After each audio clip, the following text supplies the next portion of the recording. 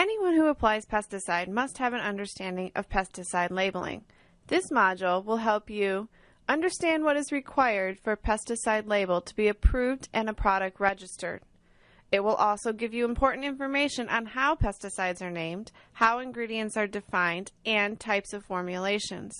Safety portions of the label that address personal and environmental safety will be reviewed. Lastly, I'll cover an overview of some portions of the Directions for Use section of a label.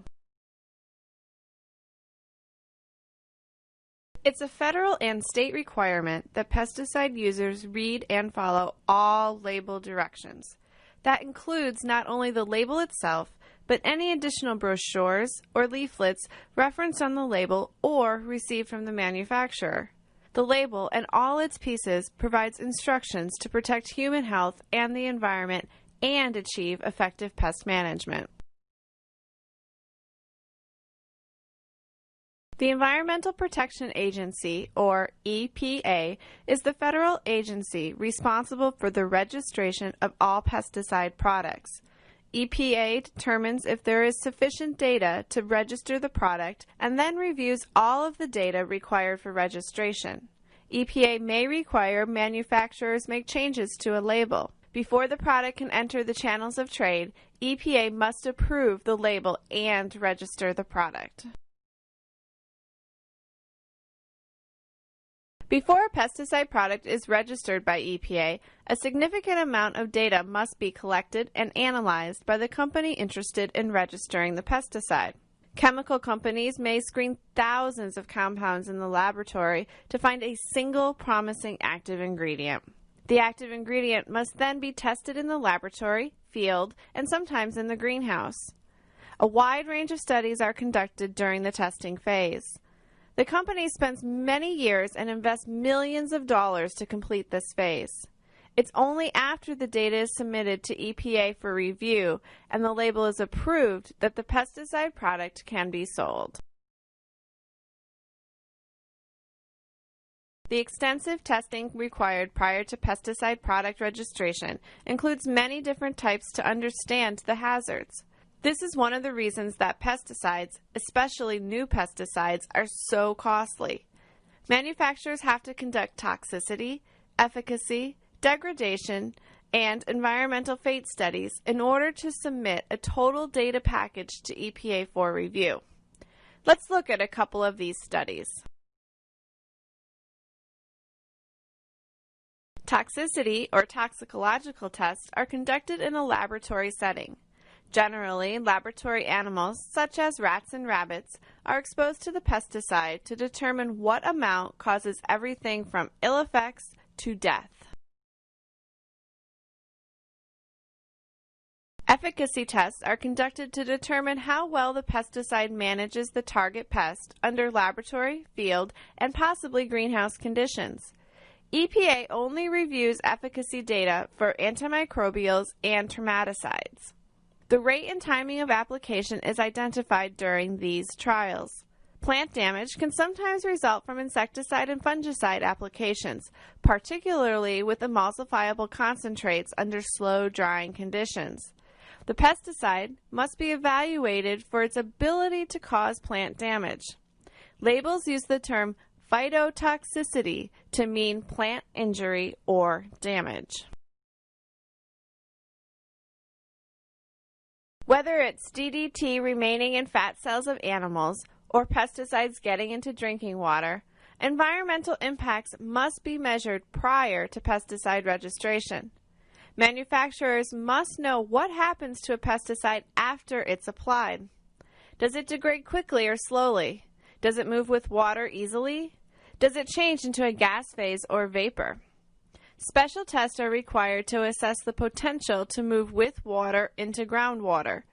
Another concern is how well it can move into plants from soils.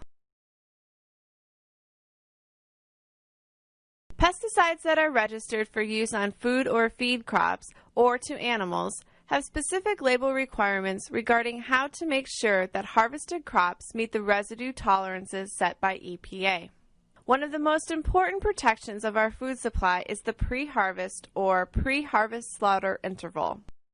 With these studies, the manufacturer knows how long it takes the residue to degrade to a level of no concern.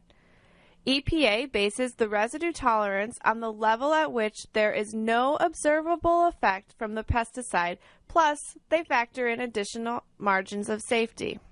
Pesticide products for food crops typically have a pre-harvest interval, or PHI, identified on the label. The pre-harvest interval is the minimum number of days allowed between the last application and harvest. By following label rate and pre-harvest interval directions, the grower is assured that the residue tolerance will not be exceeded. Applying at higher rates or not waiting until the PHI has expired leads to illegal residues on food that has questionable safety.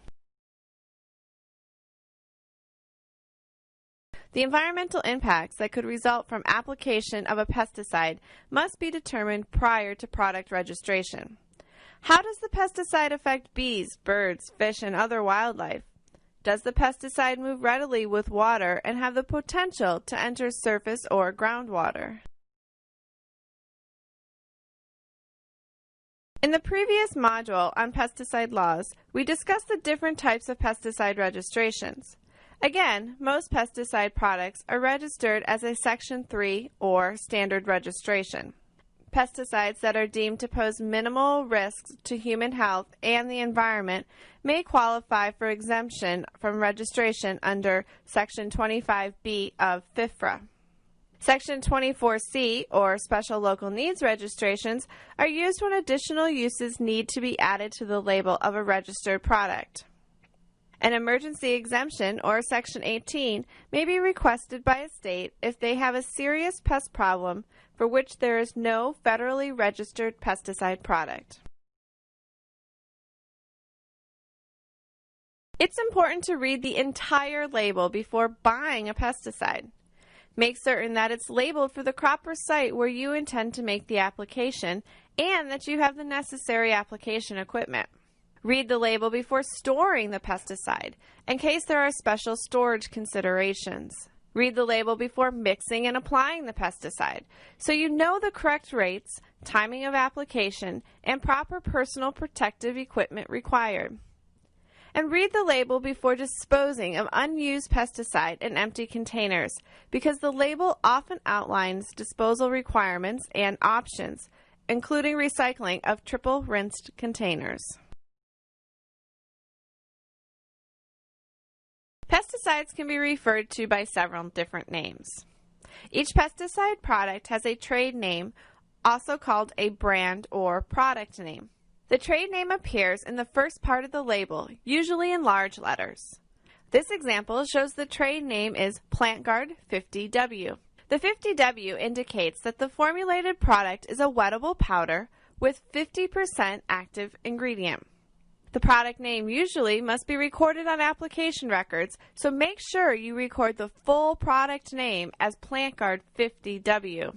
There may be some other products with similar but different names, like PlantGuard 70WDG or PlantGuard 4EC. The ingredient statement appears below the product name on the label.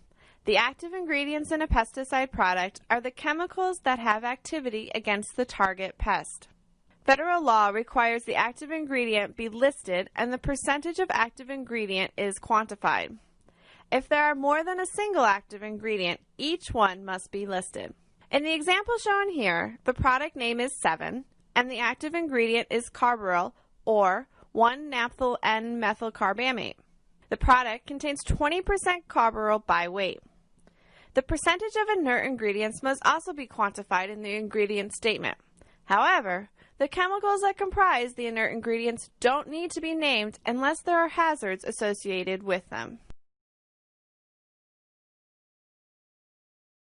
Pesticide products must list the actual chemical name of the active ingredient in the ingredient statement. In this example, tetrachloroisothialnitrile is the chemical name of the active ingredient in Turf Care turf and ornamental fungicide. Because the actual chemical names are very difficult to pronounce and remember, EPA allows manufacturers to use common names of the active ingredient. The EPA accepted common name is not required, but most labels have them listed since they are much easier to say. There is only one accepted common name for each chemical name. In this example, chlorothalonil is the common name for tetrachloroisothialnitrile. A few examples of other common names that you may be familiar with are carbaryl, glyphosate, and 2,4-D. It's a good idea to purchase pesticides according to their common names to make certain you're buying the active ingredient that will be effective against the pest you want to manage. Of course, the product label must list the crop or site where you intend to make the application. As mentioned in the Federal Law module, pesticide products are classified by EPA as restricted use products or as general or unclassified use. Restricted use pesticides can only be purchased and used by certified applicators or persons under their direct supervision. If a pesticide is classified as EPA restricted use, the restricted use pesticide statement always appears prominently on the front panel of the product label. There are different reasons for pesticides to be classified as restricted use by EPA. The pesticide may pose potential to harm humans, non-target organisms, or the environment. To use these products, pesticide applicators must have demonstrated a minimal level of competency and become certified or licensed to purchase and apply them or supervise their use. General or unclassified use pesticides usually have a lower toxicity or pose little harm to the environment. Anyone can purchase and apply these products. Pesticide is an umbrella term that includes all the different types of pesticides. One group of pesticides are the insecticides that manage insects. Herbicides, control of weeds. Disinfectants, kill germs. I want to drive home the point that pesticides includes all the different types. Herbicides, insecticides, rodenticides, disinfectants, and the list goes on. People often equate pesticides as insecticides only and don't recognize that pesticides include all the other products that control other non-insect pests. People often say they use pesticides and herbicides, but that is like saying they own dogs and Labrador retrievers. An herbicide is a pesticide and a Labrador retriever is a dog. A label typically lists the type of pesticide and has statements near the product name that indicates what the product controls. Each product lists the net contents, which is the total amount of product in a container. Liquids net contents are expressed as gallons, quarts, pints, or ounces, and dry materials are listed in pounds or dry weight ounces. The total amount of active ingredient in a dry formulation can be determined by multiplying the net contents of product by the percent of active ingredient. For liquid formulations, the label states how many pounds of active ingredient are in a gallon of product. So you simply multiply the net contents by the active ingredient pound per gallon rate to calculate how much active ingredient is in the container. Let's work through two examples. For the dry formulation, use the percent active ingredient. If we had 10 pounds of Lexone DF and it contains 25%, we multiply 10 pounds times 25% and get 2.5 pounds of active ingredient. With a liquid formulation, the Lexone 2E product, the label states there are 2 pounds of active ingredient per gallon. So, if we take a 2.5 gallon container and multiply by 2 pounds per gallon, you get 5 pounds of active ingredient. If you ever take mixed products that have similar active ingredients, you need to do this type of calculation. Back to the label and its parts. All pesticide products registered by EPA have a unique EPA registration number. Don't confuse the registration number with the EPA establishment number. The establishment number identifies the manufacturing plant where the product was produced. The manufacturer name and address also must be included on the label. Application record keeping may require the EPA registration number. Signal words appear on all pesticide labels. The signal word on a product label indicates its acute toxicity to humans and animals. It's the wake up and pay attention hazard statement. Almost all professionally used pesticides have signal words. Only those products with very low toxicities are exempt from requiring signal words on labels. All labels also include the statement, "Keep out of reach of children." There are 4 different signal words: danger, poison, danger, alone, warning, and caution. The signal word danger, poison, peligro, with the skull and crossbones indicates that the product is highly toxic by any route of entry into the body and toxic at very low doses. The danger poison signal word indicates that this product can kill you when you've been exposed to low doses. Note the skull and crossbones. Several insecticides, fumigants, and rodenticides carry the danger poison peligro signal words. You can see the danger poison signal word is listed in red with the skull and crossbones, and the signal word appears in a prominent place on the label so the user can quickly assess the relative acute toxicity of the product. Note the product is also restricted use. The danger signal word indicates an acute effect at low doses. However, these products won't kill you, but they are extremely damaging physically at low doses. Whereas danger poison means deadly, the signal word danger alone lets the user know that severe injury, like irreversible eye damage or severe burns, can occur when exposed to low doses. Several herbicides carry this signal word. Make certain to read the precautionary statements when a pesticide product has the danger peligro signal word. The precautionary statements provide additional information to the user about the hazards of the pesticide, such as severe eye damage or skin irritation. The other 2 signal words are warning and caution. Warning, aviso, indicates that the pesticide product is moderately toxic by any route or that it can cause moderate eye or skin irritation. The caution signal word is for products of low toxicity. The warning signal word is shown in the first part of the pesticide product label along with the statement, "Keep out of reach of children." Sections on the label entitled First Aid or A Statement of Practical Treatment give the user additional information on first aid procedures to perform if an exposure occurs. The signal word caution may have the Spanish word precaución. Caution indicates low toxicity products. When choosing a pesticide product, there may be several choices that effectively manage the target pest. It's a good idea to choose a chemical with a lower toxicity if it provides the desired level of control. Choosing lower toxicity materials reduces your risks. In addition to the signal words, the precautionary statements provide important information to protect the pesticide user. These are especially important with warning labeled products since the concern is not evident by the signal word alone.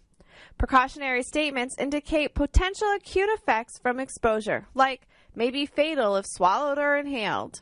They may provide precautions to reduce your risks, like avoid contact with skin or clothing, so cover up. In addition, the precautionary statements often list specific personal protective equipment for reducing exposures. Always read precautionary statements prior to mixing, loading, or applying a pesticide. The hazards to humans and domestic animals and the steps to minimize exposure are outlined. This label section includes the required personal protective equipment, or PPE, that is required when mixing and loading, or those required for applying the pesticide. In this example, mixers and loaders must wear a long-sleeve shirt and long pants or coveralls, worn over long-sleeve shirt and short or long pants, chemical-resistant gloves, shoes plus socks, protective eyewear, and a chemical-resistant apron. Note that applicators don't require the same level of protection since the product has already been diluted in the tank. Read specific action statements carefully. Many products have more than one hazard. The specific action statement identifies the hazard and the action to minimize the potential hazard. For example, this product causes irreversible eye damage, identifies the hazard. The user must wear goggles or face shield when handling, states the protective action to take. This example lists several other hazards and protective actions. I want to emphasize how important this section is for assisting the applicator in understanding the specific hazard a product poses. It's required that the user wear all personal protective clothing and equipment listed on the pesticide label. Mixing and loading requires the greatest level of protection and the most PPE since you're exposed to the most highly concentrated form of the pesticides. As noted a minute ago, people who make applications may not be required to wear the same level of PPE as the mixer loader. If a label does not specify the personal protective equipment to be worn, at a minimum, wear a long-sleeve shirt, long pants, shoes and socks, and chemical-resistant gloves to reduce your exposures. Pesticide labels may outline other precautions, such as this example that notes possible allergic reactions might occur following prolonged or repeated skin contact. These precautions may include common sense considerations when using any pesticide, such as remove and wash contaminated clothing. The Statement of Practical Treatment section on the label describes the first aid treatments to perform if an exposure incident occurs. Specific first aid treatments are given based on what part of the body was exposed. They typically list the normal routes of exposure: eyes, oral, inhalation, and skin. When a person has been exposed and there's a concern due to the exposure, give emergency first aid treatment immediately. Take the victim to a doctor. Take the pesticide label also.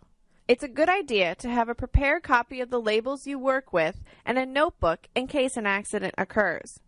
Labels have very important information that the physician needs to treat the exposed person. It may list specific medical treatments, including antidotes.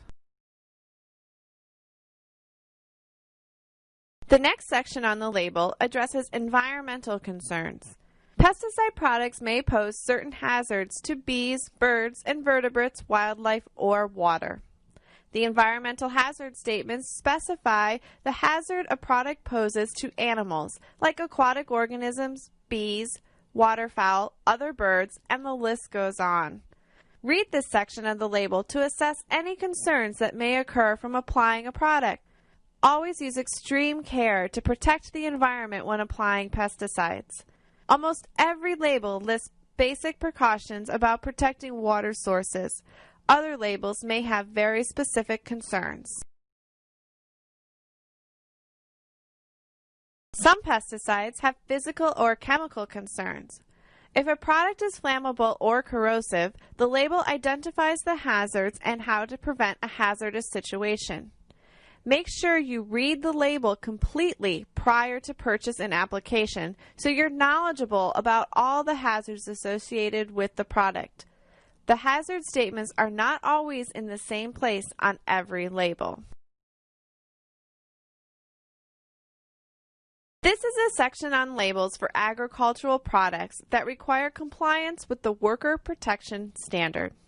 The Worker Protection Standard, or WPS, is a federal law that has specific requirements for training, notification, emergency assistance, and protective equipment for agricultural employees.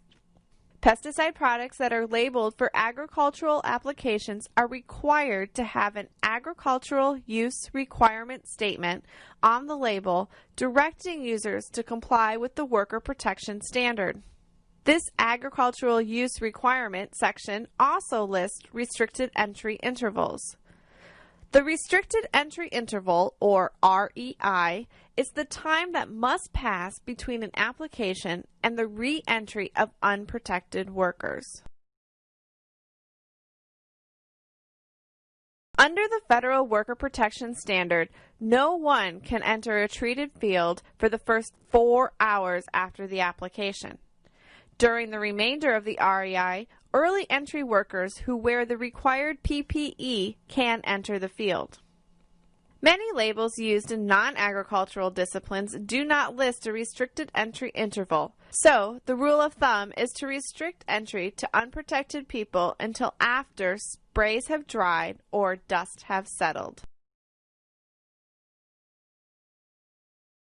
The agricultural use statement is in a box on the label. It instructs the user to comply with all the requirements of the Worker Protection Standard, including training of employees, decontamination, application notification, emergency assistance, and minimum restricted entry intervals and personal protective equipment. Again, this section lists the REI and PPE requirements for early entry workers. Some product labels have both an agricultural use requirements box and another box titled the non-agricultural use requirements. This area of the label has special restrictions and safety precautions for the non-agricultural user. Make sure you're in compliance with this section if it applies to your application. All labels have a storage and disposal section. This section lists special concerns with storage. Some products become unusable if they overheat or freeze, so labels list storage temperature limits. Disposal language reminds the applicator that waste must be handled carefully and according to state regulations. The label also reminds applicators to triple rinse empty pesticide containers. The Directions for Use section of the pesticide label instructs the applicator on how to use the product. Generally, it includes information on the crops or sites where the pesticide can be applied, the target pest, product rates, how to mix and apply the product, potential phytotoxicity or other precautions, and how to manage drift when applying the product. The Directions for Use section of a label can be a very long and extensive section. It's important that you read the entire label to make sure you are applying the product in a correct manner. The Pre-Harvest Interval, or PHI, is also found in the Directions for Use section for all pesticide products labeled for food or feed crops. The pre-harvest interval is the minimum number of days that must pass after the pesticide application and before harvest of the crop. This period of time allows the pesticide to break down to a level below the residue tolerance limit when the crop is harvested. EPA sets the pre-harvest interval. All pesticide users must read and follow the label to avoid misuse of the pesticide product. Misuse includes application of the pesticide to a host or site not listed on the label. When you apply at a rate higher than listed on the label, it's a misuse. Improper handling of the pesticide is also a misuse. Pesticide labels are legal documents and can only be used on sites that are specifically listed on the label. FIFRA does allow for specific deviations from labels. Legally, the host or site where the application is made must be listed on the label, but the target pest does not need to be listed. Pesticide labels allow the applicator to use any application method, even a method that's not specifically listed in the directions for use. There is one exception. To use chemigation, which is the application of a pesticide through an irrigation system, the label must state that chemigation is an allowable application method. Legally, pesticides can be applied at a rate lower than listed on the label, but never at a rate higher than listed on the label. Finally, it's legal to tank mix with other pesticides or fertilizers in a spray mixture, unless the label prohibits the mixture. It's recommended that prior to mixing pesticides in a spray tank, that a compatibility test be conducted. Mix relative amounts of pesticides in the proper mixing order in a jar. Observe the mixture for clumping, settling, smoke, or other incompatibility indicators. It's also a good idea to apply a small amount of the mixture to a host plant and examine the plant after a few days for phytotoxicity. Material Safety Data Sheets, or MSDSs, are provided by the manufacturer for all pesticide products, and they provide detailed safety information. Get them from your dealer. The product's MSDS details the composition, properties, hazards, and first aid procedures for the pesticide. They are written for people who manufacture pesticides but can provide useful safety, first aid, and other information. Federal and state worker right-to-know laws require that material safety data sheets be kept in a central location where all employees who might come into contact with the pesticides have access to them. The material safety data sheets include information about the pesticide's active and inert ingredients, physical, fire and explosion data, toxicology, and PPE. It provides greater detail when compared to the label. However, the label provides all the basic protections and information needed for handling the product. The pesticide applicator should become familiar with the information on the material safety data sheets. In summary, it's the applicator's responsibility to carefully follow all label directions. Read the label before buying, mixing, applying, storing, and disposing of pesticides. Be familiar with names, signal words, and symbols. Know the use instructions and precautions. Protect yourself beyond the label requirements. You are the responsible person to ensure the pesticide is handled safely and properly. Question 1. Which of the following is an allowable deviation from the label? 1. Applying at a greater application rate. 2. Applying at a greater dilution. 3. Tank mixing pesticide with a fertilizer. 4. Using chemigation even if it's not specified on the label. Choice A, 1 and 2 only. Choice B, 1 and 3 only. Choice C, 2 and 3 only. Choice D, 2 and 4 only. The answer is choice C, 2 and 3 only. You can always apply at a greater dilution, and unless the label prohibits tank mixing with fertilizer, that practice is acceptable. Question 2. Pesticides that have high acute toxicity and cause corrosive eye damage would display which of the following signal words? Choice A, danger, poison, peligro, with a skull and crossbones symbol. Choice B, danger, peligro.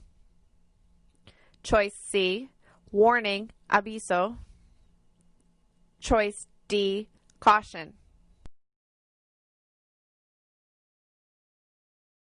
Answer, choice B. This is very important. You must know the difference between danger and danger poison. Both are highly toxic and a very low dose can cause harm, but danger means the harm is a very severe eye or skin damage, while danger poison means severe illness and potential death. Question 3. Which of the following are examples of precautionary statements, hazards to humans and domestic animals? 1. Fatal if swallowed. 2. Poisonous if inhaled. 3. Causes skin and eye irritation. 4. This product is highly toxic to bees. Choice A, 1 only. Choice B, 1 and 2 only. Choice C, 1, 2, and 3 only. Choice D, 1, 2, 3, and 4. Answer, choice C, 1, 2, and 3 only. All but D have potential harm to humans or domestic animals. D refers to an environmental hazard statement. This presentation was authored by Carrie Foss, Carol Ramsey, Becky Hines, and Brett Johnson of Washington State University Urban IPM and Pesticide Safety Education Program. The illustrations in this presentation were provided by the Nevada Department of Agriculture, the University of Missouri-Lincoln, Virginia Tech, the Washington Department of Agriculture, and Washington State University. Presentations were reviewed by Beth Long, University of Tennessee, Ed Crow, Maryland Department of Agriculture, Jeannie Kasai, the U.S. EPA, and Susan Whitney King, University of Delaware.